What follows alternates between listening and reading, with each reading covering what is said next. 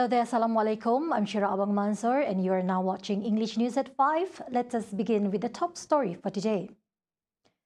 Dato' BUCKLAND BANGIK has officially assumed his duties as the new Deputy State Secretary for Administration. According to Sarawak Public Communications Unit, UKAS, BUCKLAND took over the post from Dato' Ik Pahun Joyi, who is now retired from the State Civil Service after serving for over 40 years. The signing of the handover of duty ceremony from Ik Pahun to BUCKLAND took place today at the State Secretary's office in Wisma Bapa, Malaysia. Also present at the handover ceremony was the Deputy State Secretary for Economic and Development Planning, Dato' Dr. Muhammad Abdullah Zaidil, as well as directors of unit under the Premier of Sarawak's department. Prior to this, BUCKLAND was the permanent secretary of the Ministry of Transport Sarawak, and the position has been taken over by Dato' Ir Alizjawan Ampaling.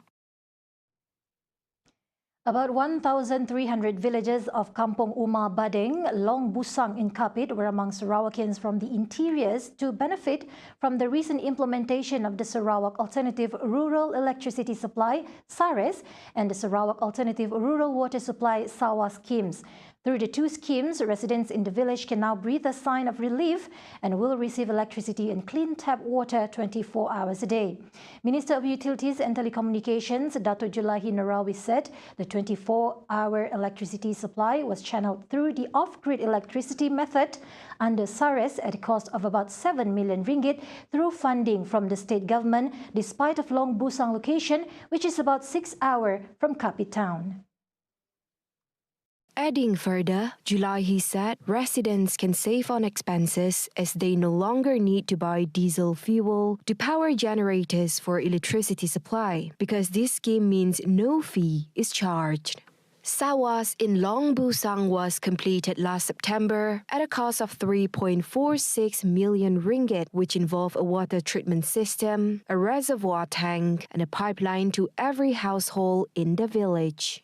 Meanwhile, touching on the telecommunications problem in the village, the minister said the Malaysian Communications and Multimedia Commission (MCMC) had approved the construction of a telecommunications tower and was looking for a suitable site.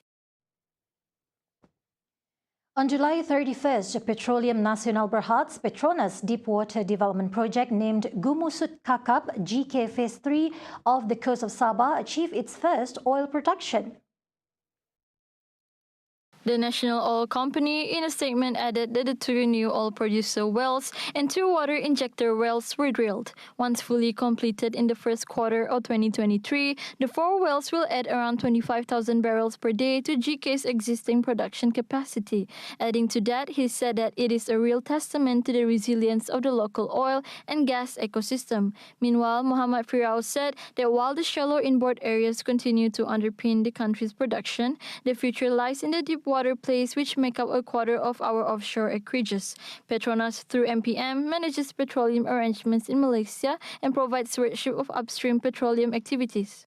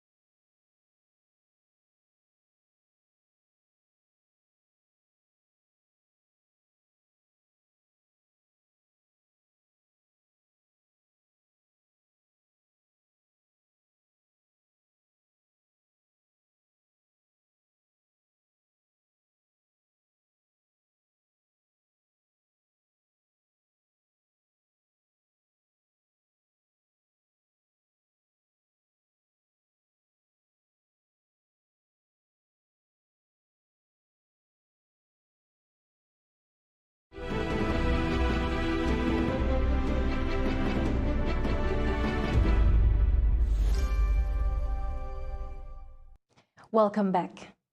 The Yang di-Pertuan Agong Al-Sultan Abdullah Riayatuddin Al-Mustafa Billah Shah has given his consent to the 14 laws, including the Constitution Amendment Act No. 3, 2022, which prohibits members of parliament from changing parties and were passed during the last second meeting of the 5th session of the 14th Parliament.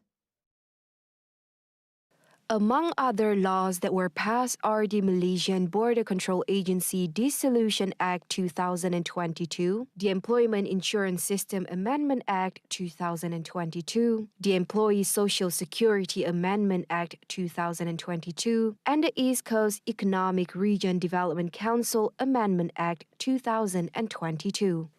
In addition, the Control of Rice and Paddy Amendment Act 2022, the Offenders Compulsory Attendance Amendment Act 2022, the Federal Agricultural Marketing Authority Amendment Act 2022, the Courts of Judicature Amendment Act 2022, and the Criminal Procedure Code Amendment Act 2022.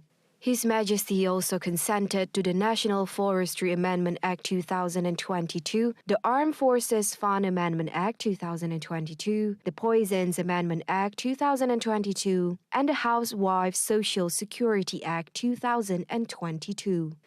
Dewan Rakyat Speaker Tan Sri Azhar Azizan Harun informed the August House this at the beginning of the Dewan Rakyat sitting on Monday, October 3rd. He also conveyed a message from Dewan Negara President Tan Sri Dr. Rais Yatim on the approval by the Senate of all the 25 bills passed by the Dewan Rakyat.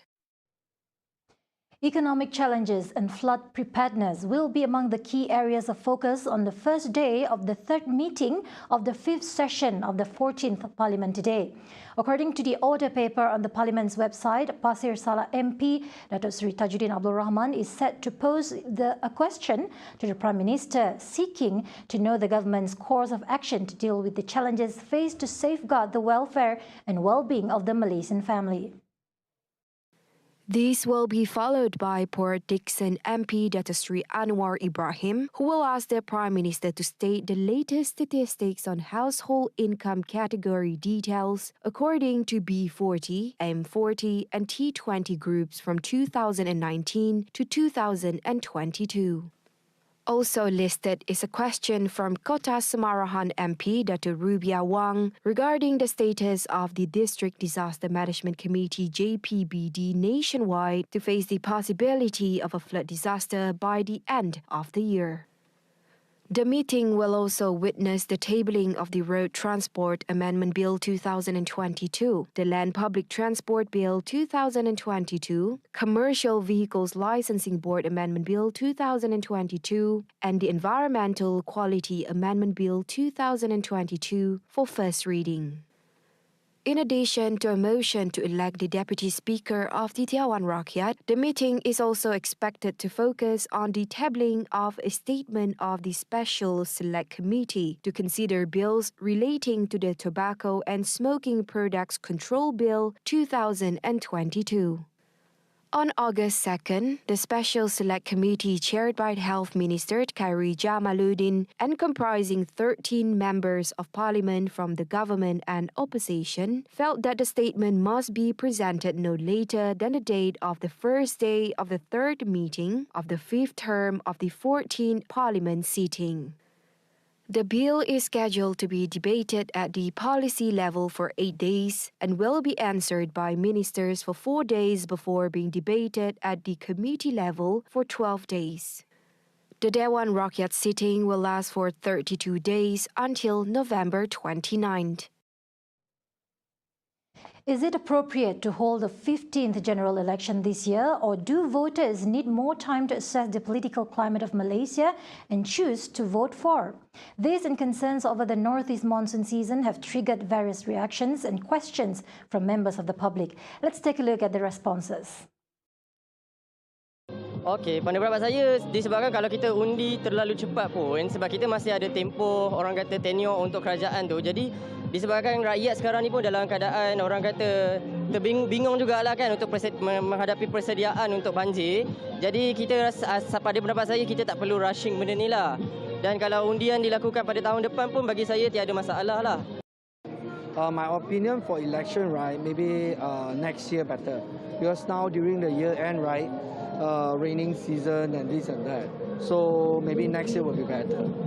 Pandangan saya lah, saya rasa lebih elok sampai habis penggal lah. Sampai habis penggal. Sebab bila pilihan raya, kita pun tahu hujung tahun ni kan banjir. Jangkaan lah banjir, jangkaannya banjir. Dan bila pilihan raya tak cukup tempoh, kan duit membazir. Kalau habis tempoh kan cantik. Kalau pendapat saya, PRU ni buat tahun hadapan lah. Sebab sekarang kita bersiap siaga untuk banjir kan. Saya duduk Shah Alam, so Shah Alam pun one of the part terkesan juga kan. So better buat next year lah.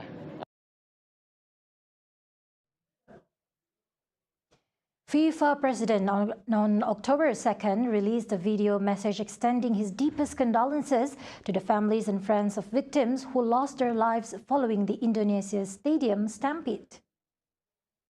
The football world is in a state of shock following the tragic incidents that have taken place in Indonesia at the end of the match between Arema FC and Persebaya Surabaya.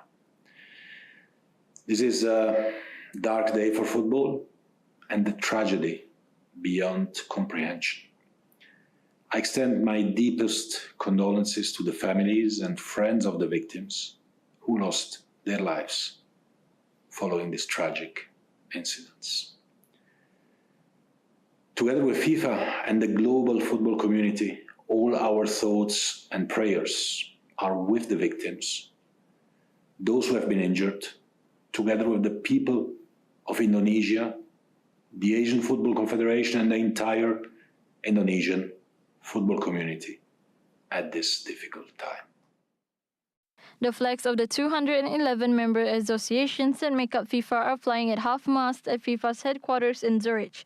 Bereaved families and residents gathered outside Kanjuruhan Stadium in Malang of Indonesia's East Java province late Sunday to mourn the victims killed in a stampede at a football match. There were areas outside the stadium that had not yet been cleared, and the ground was a mess with burn marks. Relatives of the victims said that they hope authorities will immediately learn lessons from the tragedy and ensure safety at future events. The tragedy occurred on Saturday right after Arema Malang FC lost to their rivals Persebaya Surabaya in a league match. The stampede at a soccer stadium in the country killed 125 people and injured more than 320 people after police used tear gas to kill a pitch invasion. Authorities have confirmed that this was one of the world's worst stadium disasters.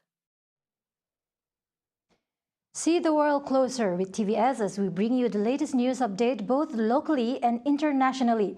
More headlines anytime at tvstv.my or follow us on our social media. That's the quarter-hour update on News at 5. I'm Shira Abang Mansour. Thank you for watching.